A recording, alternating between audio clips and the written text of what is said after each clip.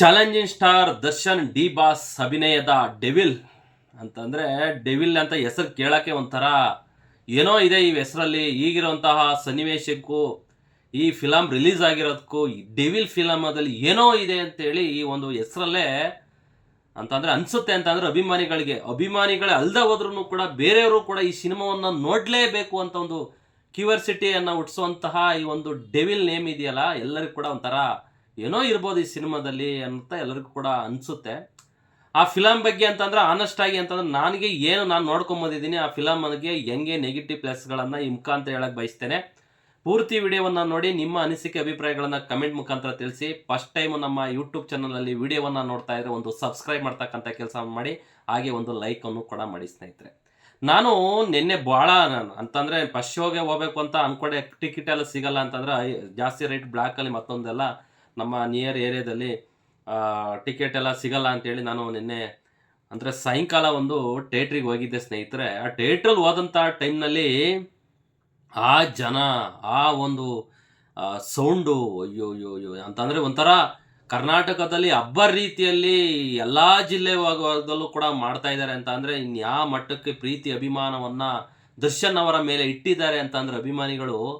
ನಾನು ಆ ಥಿಯೇಟ್ರಿಗೆ ಹೋದಂಥ ಟೈಮ್ನಲ್ಲಿ ಕೆಲವೊಂದು ಫಿಲಮ್ ರಿಲೀಸ್ ಆದಂಥ ಟೈಮ್ನಲ್ಲಿ ಆ ಥಿಯೇಟ್ರಿಗೆ ಬ್ಯಾನರು ಮತ್ತೊಂದು ಏನೂ ಕಟ್ಟಿರಲ್ಲ. ಆದರೆ ಈ ಒಂದು ದರ್ಶನ್ ಅವರ ಮೂವಿಗೋಸ್ಕರ ಅಭಿಮಾನಿಗಳು ಬ್ಯಾನರು, ಕಟ್ಔಟ್ಗಳು, ಆ ಒಂದು ಥಿಯೇಟ್ರಿಗೆ ಲೈಟಿಂಗ್ಸು ಮತ್ತೊಂದು ಎಲ್ಲ ನೋಡಿದರೆ ಒಂಥರ ಏನೋ ಒಂಥರ ರೋಮಾಂಚನ. ಅಂತಂದರೆ ಹೊರಗಡೆ ನಿಂತಿದ್ದವನು ಫಿಲಮ್ ಬೇಡ, ನೋಡೋದು ಬೇಡ ಅಂತ ಓದಿದ್ದವನು ಕೂಡ ಒಂದು ಕಡೆ ಹೋಗಿ ನೋಡೋಣ ಏನಿದೆ ಅನ್ನೋದು ಒಂಥರ ಕ್ಯೂರಿಯಾಸಿಟಿ ಹುಟ್ಟುವಂತಹ ಒಂದು ಸನ್ನಿವೇಶವನ್ನು ದರ್ಶನ್ ಅಭಿಮಾನಿಗಳು ಮಾಡಿದ್ದಾರೆ ಅನ್ನೋದನ್ನು ನಾನು ಈ ಮುಖಾಂತರ ಹೇಳಕ್ಕೆ ಬಯಸ್ತೇನೆ.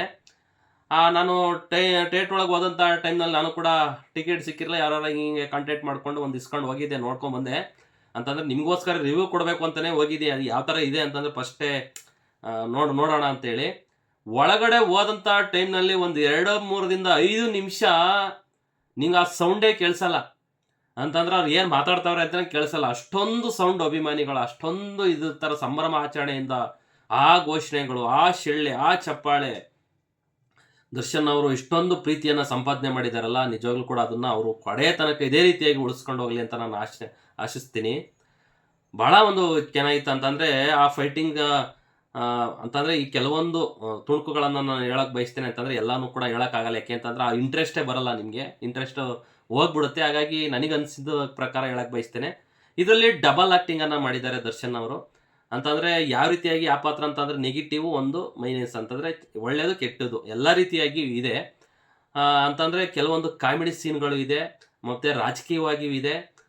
ಒಂಥರ ಎಲ್ಲ ಚೆನ್ನಾಗಿದೆ. ಅಂತಂದರೆ ಈ ರಾಜಕೀಯವಾಗಿ ಹೇಳಕ್ಕೆ ಬಂತಂತಂದರೆ ಎಲ್ಲರೂ ಕೂಡ ರಾಜಕೀಯ ನಾವು ಬರಬೇಕು, ನಮ್ಮ ಅಪ್ಪ ಬರಬೇಕು, ಮೊಮ್ಮಗ ಬರಬೇಕು, ಈ ರೀತಿಯಾಗಿ ಕಾನ್ಸೆಪ್ಟ್ ಇದ್ದಂಥವ್ರಿಗೆ ಯಾವ ರೀತಿಯಾಗಿ ಸ್ವಂತದವ್ರನ್ನೇ ಏನು ಮಾಡ್ತಾರೆ ರಾಜಕಾರಣಿಗಳು, ಅವರ ಮನಸ್ಥಿತಿ ಆಗಿರುತ್ತೆ ಅಂತ ಅದು ಒಂದು ಸನ್ನಿವೇಶವನ್ನು ತೋರಿಸಿದ್ದಾರೆ. ಹಲವಾರು ನೆಗೆಟಿವ್ ಪ್ಲೇಸ್ಗಳನ್ನು ಈ ಒಂದು ಫಿಲಮಲ್ಲಿ ಅಂತಂದರೆ ಭಾಳ ಅಂತಂದರೆ ಒಳ್ಳೆ ಕಲಾವಿದರು ಕೂಡ ಈ ಸಿನಿಮಾದಲ್ಲಿದ್ದಾರೆ. ಅಂತಂದರೆ ಈ ಟ್ರೆಂಡಿಗೆ ಯಾರು ಪಾಪ್ಯುಲರ್ ಆಗಿದ್ದಾರೆ ಅಂಥವ್ರನ್ನ ಕರ್ಕೊಬಂದು ಅಂತಾರೆ ಕಲಾವಿದರನ್ನ ಆ್ಯಕ್ಟಿಂಗ್ ಮಾಡಿಸಿದ್ದಾರೆ. ಗಿಲ್ಲಿ ನಟ ಆಗಿರ್ಬೋದು ಬಿಗ್ ಬಾಸ್ ಅವ್ರದ್ದು. ಅಂತಂದರೆ ಆ ಗಿಲ್ಲಿ ನಟ ಅವ್ರಿಗೆ ಆ ಥಿಯೇಟ್ರ್ ಒಳಗೆ ಶಿಳ್ಳೆ ಚಪ್ಪಾಳೆ ಬೀಳ್ತವೆ ಅಂತಂದರೆ ಸಿಕ್ಕಾಪಟ್ಟೆ. ಈ ಬಿಗ್ ಬಾಸ್ ಆಡ್ತಾ ಇರೋದಕ್ಕೂ ಗಿಲ್ಲಿ ನಟ ಈ ಸಿನಿಮಾ ರಿಲೀಸ್ ಆಗಿರೋದಕ್ಕೂ ಇನ್ನೂ ಒಂಥರ ಜನಗಳ ಇದರಲ್ಲಿ ಗುಂಗಲ್ಲಿ ಇದ್ದಾರೆ. ಅಂತಂದರೆ ವಿನಯ್ ಆಗಿರ್ಬೋದು, ಹೋದ್ಸತಿ ಬಿಗ್ ಬಾಸಲ್ಲಿ ಇದರಲ್ಲಿ ವಿನಯ್ ಆಗಿರ್ಬೋದು, ಆಮೇಲೆ ಹುಲಿ ಕಾರ್ತಿಕ್ ಅಂತೇಳಿ ಅವರಾಗಿರ್ಬೋದು, ಒಂಥರ ಎಲ್ಲ ಒಂಥರ ಚೆನ್ನಾಗಿ ಮಾಡಿದ್ದಾರೆ. ಆಮೇಲೆ ಯಾರು ಇದರಲ್ಲಿ ನಮ್ಮ ನವಾಗ್ರ ಫಿಲಮಲ್ಲಿ ಒಬ್ಬ ಹೀರೋಯಿನ್ ಮಾಡಿದ್ರಲ್ಲ, ಯಾರು ಲಕ್ಷ್ಮಿ ಯಾರು ಮಾಂಡ್ರೆ ಅಂತ ಇದ್ದಾರೆ, ಶರ್ಮಿಳಾ ಮಾಂಡ್ರೆ ಅವರು ಇದ್ದಾರೆ. ಅವ್ರು ಒಂದು ಪಾತ್ರದಲ್ಲಿ ಹಂಗೆ ಬಂದು ಹಂಗೆ ಹೋಗ್ತಾರೆ, ಅದೇನು ಅಷ್ಟೊಂದು ಜಾಸ್ತಿ ಪಾತ್ರ ಇಲ್ಲ. ಬಟ್ ಸಿನಿಮಾ ಮಾತ್ರ ನೋಡಿದಂಥ ಟೈಮ್ನಲ್ಲಿ ಹೀರೋಯಿನ್ನು ಅಷ್ಟೇ ಅವ್ರದ್ದೇ ಆದಂಥ ಪಾತ್ರಕ್ಕೆ ಒಂದು ಅಭಿನಯವನ್ನು ಮಾಡಿ ಆ ಜೀವ ತುಂಬಿದ್ದಾರೆ ಅಂತಲೇ ಹೇಳ್ಬೋದು. ಹಲವಾರು ಸನ್ನಿವೇಶಗಳು ಬಂದು ಹಂಗೆ ಹೋಗ್ತವೆ. ಒಟ್ಟಿಗೆ ಈ ಸಿನಿಮಾವನ್ನು ನೋಡಿದಂಥ ಟೈಮ್ನಲ್ಲಿ ನಾನು ಆನೆಸ್ಟಾಗಿ ಹೇಳ್ತೀನಿ, ಕೆಲವೊಂದು ಈ ಹಿಂದೆ ಸಿನಿಮಾವನ್ನು ನೋಡಿದಂಥ ಟೈಮ್ನಲ್ಲಿ ಬೇರೆ ಬೇರೆ ಒಂದು ಸಿನಿಮಾಗಳನ್ನು ಆ ಒಂದು ತುಣುಕುಗಳನ್ನು ಎಲ್ಲ ಒಂದು ಏನಾದ್ರ ಥರ ಮಾಡಿ ಏನೋ ಒಂದು ವಿಭಿನ್ನವಾಗಿ ಜನರ ಹತ್ರ ತೋರಿಸ್ಬೇಕು ಅಂತೇಳಿ ಈ ನಿಟ್ಟಿನಲ್ಲಿ ಅಭಿಮಾನಿಗಳಿಗೆ ಇಷ್ಟ ಆಗ್ಬೋದು ಅಂತೇಳಿ ಈ ಒಂದು ಕಥೆಯನ್ನು ಮಾಡಿದ್ದಾರೆ ಅಂತನೋ ನನಗೆ ಅನಿಸಿಕೆ. ಅಂತಂದರೆ ಅಂಥ ಹೊಸ ಸ್ಟೋರಿ ಅಂತ ಏನು ಇಲ್ಲ. ಅಂತಂದರೆ ನಾನು ಆನೆಸ್ಟಾಗಿ ಹೇಳಕ್ಕೆ ಬಯಸ್ತೇನೆ, ಹೊಸ ಸ್ಟೋರಿ ಇಲ್ಲ, ಅಷ್ಟೊಂದು ಒಂದು ವಿಭಿನ್ನವಾಗಿ ತೋರಿಸಿದ್ದಾರೆ.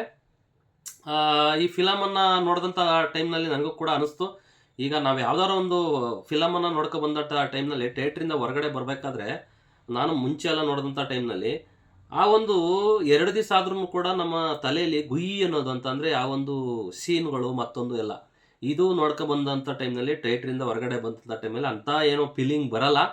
ಒಂದು ಮಟ್ಟಿಗೆ ಅವರೇ ಸಿನಿಮಾ ಅನ್ನೋದು ಈ ಮುಖಾಂತರ ಹೇಳಕ್ ಬಯಸ್ತೇನೆ. ದರ್ಶನ್ ಅವರು ಇನ್ನೂ ಒಂದು ಒಳ್ಳೆ ಪಾತ್ರವನ್ನು ಆಯ್ಕೆ ಮಾಡ್ಕೋಬೋದಿತ್ತು ಅಂತ ನಾನೊಬ್ಬ ಪ್ರೇಕ್ಷಕನಾಗಿ ಹೇಳಕ್ ಬಯಸ್ತೇನೆ. ಈ ಒಂದು ಇರೋ ಸನ್ನಿವೇಶಕ್ಕೂ ಈಗ ಈ ಫಿಲಮ್ ರಿಲೀಸ್ ಆಗಿರೋಕ್ಕೂ ಅಂತ ಅಂದರೆ ಅಜಗಜಾಂತರ ಅಂತ ಒಂಥರ ಫಿಲಮ್ ಇದೆ. ಬಟ್ ಅವ್ರು ಏನು ಮಾಡೋಕ್ಕಾಗಲಿ ಹಿಂಗೆ ಆಗುತ್ತೆ ಅಂತ ಅವ್ರಿಗೂ ಕೂಡ ಯಾರಿಗೂ ಗೊತ್ತಿರಲಿಲ್ಲ.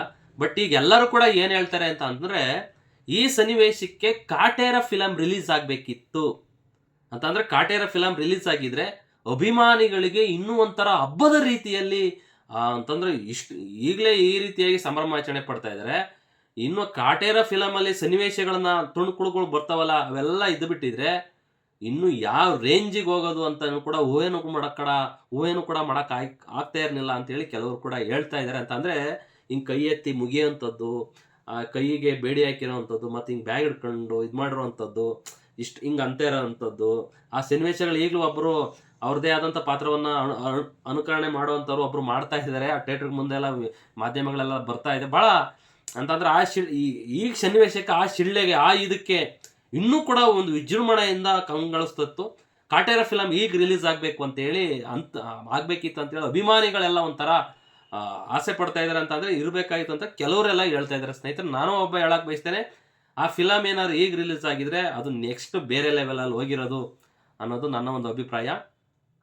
ಬಟ್ ಇಲ್ಲಿ ಸಾರಥಿ ಓಸತಿ ಅವರು ಒಂದು ಇದೇ ರೀತಿಯ ಸನ್ನಿವೇಶದಲ್ಲಿ ಇದ್ದಂಥ ಟೈಮ್ನಲ್ಲಿ ಸಾರಥಿ ರಿಲೀಸ್ ಆದಾಗ ಯಾವ ರೀತಿಯಾಗಿ ಒಂದು ಕಾಣ್ತಾ ಇತ್ತು ಅಂತ ಕಪಾಲಿ ಥಿಯೇಟ್ರಲ್ಲಿ ಏನೋ ರಿಲೀಸ್ ಆಗಿತ್ತು. ಅದು ನಾನು ಕೂಡ ಮೆಜೆಸ್ಟಿಕ್ಕಾಗಿ ಕೆಲಸ ಮಾಡ್ಬೇಕಾದ್ರೆ ನೋಡಿದ್ದೆ.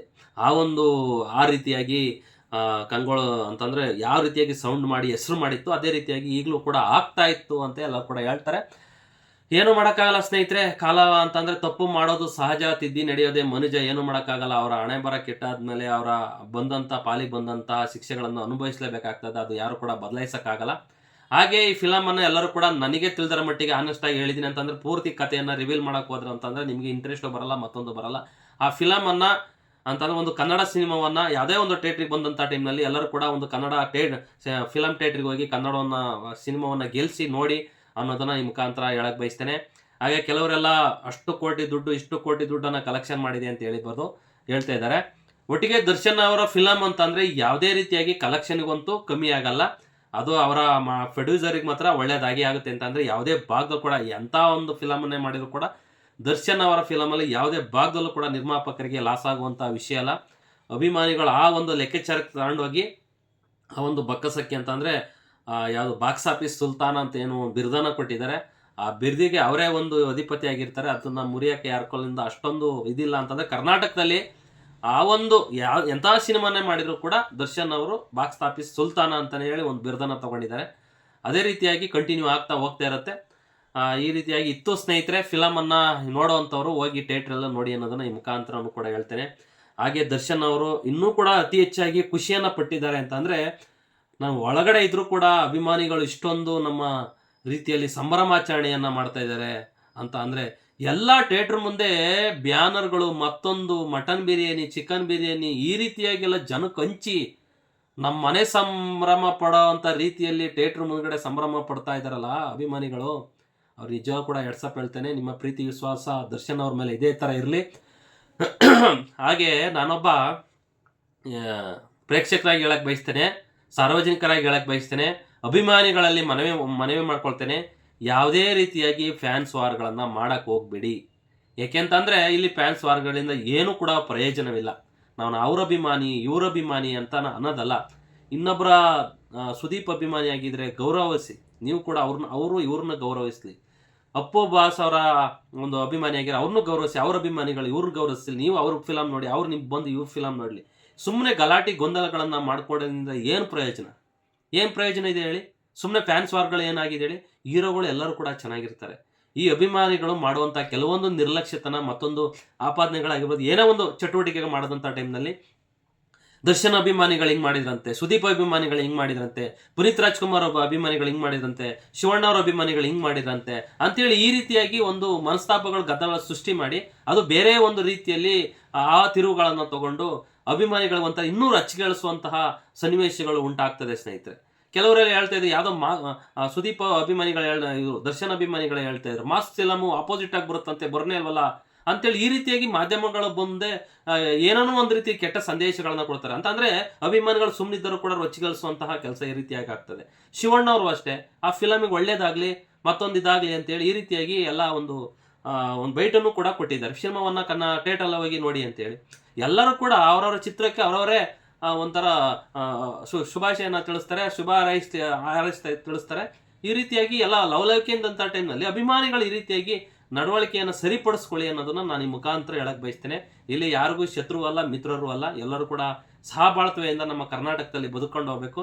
ಯಾವ ಚಿತ್ರ ಬರ್ತವೆ ಆ ಚಿತ್ರವನ್ನ ನೋಡಿ ಸಂಭ್ರಮ ಖುಷಿ ಪಡುವಂಥದ್ದು ಆಗಬೇಕ ಹೊರತು ಇಲ್ಲಿ ಯಾವುದೇ ರೀತಿಯಾಗಿ ದ್ವೇಷ ಹಸಿವೆ ಅನ್ನೋದು ಆಗಬಾರ್ದು. ಎಲ್ಲ ನಮ್ಮ ಕನ್ನಡದವರೇ, ನಮ್ಮ ಕನ್ನಡ ಇಂಡಸ್ಟ್ರಿ ಯಾವಾಗ ನಮ್ಮ ಡಾಕ್ಟರ್ ರಾಜ್ಕುಮಾರ್ ಅವರ ಕಾಲದಿಂದ ಹೆಂಗ್ ಬೆಳ್ಕೊಂಡ್ ಬರ್ತಿತ್ತು ಅದೇ ರೀತಿಯಾಗಿ ಬೆಳಿಲಿ.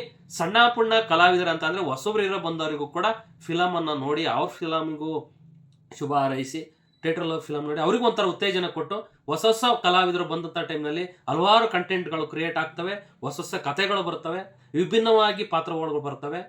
ಈ ರೀತಿಯಾಗಿ ಬಂದಂಥ ಟೈಮ್ನಲ್ಲಿ ಎಲ್ಲರೂ ಕೂಡ ನೋಡಕ್ಕೆ ಒಂಥರ ಥ್ರಿಲ್ ಸಿಗ್ತದೆ ಅನ್ನೋದನ್ನ ಕೂಡ ನಾನು ಈ ಮುಖಾಂತರ ಹೇಳಕ್ ಬಯಸ್ತೇನೆ.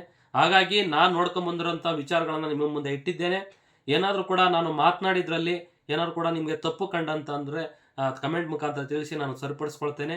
ನನಗೆ ತಿಳಿದಿರೋ ಮಟ್ಟಿಗೆ ನಾನು ಈ ವಿಚಾರಗಳನ್ನು ನಿಮಗೆ ಮುಟ್ಟಿಸುವಂಥ ಒಂದು ಸಣ್ಣ ಪ್ರಯತ್ನ ಮಾಡಿದ್ದೇನೆ ಸ್ನೇಹಿತರೆ. ನಾನು ಸಾಮಾಜಿಕವಾಗಿ ಮತ್ತೊಂದು ಎಲ್ಲ ರೀತಿಯಾಗಿ ವಿಡಿಯೋಗಳನ್ನು ಮಾಡ್ತಾ ಇದ್ದೀನಿ. ಹಾಗಾಗಿ ನೋಡುವಂಥವ್ರು ನಮ್ಮ ಯೂಟ್ಯೂಬ್ ಚಾನಲನ್ನು ಕೂಡ ಸಬ್ಸ್ಕ್ರೈಬ್ ಮಾಡಿಕೊಂಡು ನಮಗೂ ಕೂಡ ಎಲ್ಲ ರೀತಿಯಾಗಿ ಸಪೋರ್ಟ್ ಮಾಡಿ. ಇನ್ನೂ ಹೊಸ ಹೊಸ ವಿಷಯಗಳಿಗಾಗಿ ನಮ್ಮ ಯೂಟ್ಯೂಬ್ ಚಾನಲನ್ನು ಒಂದು ಸಬ್ಸ್ಕ್ರೈಬ್ ಮಾಡ್ಕೊಂಡು ಬೆಲ್ ಐಕಾನ್ ಕ್ಲಿಕ್ ಮಾಡಿ. ನಿಮಗೆ ನೆಕ್ಸ್ಟ್ ಒಂದು ನೋಟಿಫಿಕೇಶನ್ ಬರುತ್ತೆ ಸ್ನೇಹಿತರೆ. ಒಂದು ವಿಡಿಯೋ ಮಾಡುವಂಥ ನಮಗೊಂದು ಕಡೆ ಹುಮ್ಮಸ್ ಬರುತ್ತೆ ನಿಮಗೆಲ್ಲ ಸಪೋರ್ಟ್ ಮಾಡಿರೋ ಸ್ನೇಹಿತರೆ. ಜೈ ಹಿಂದ್, ಜೈ ಕರ್ನಾಟಕ ಮಾತೆ.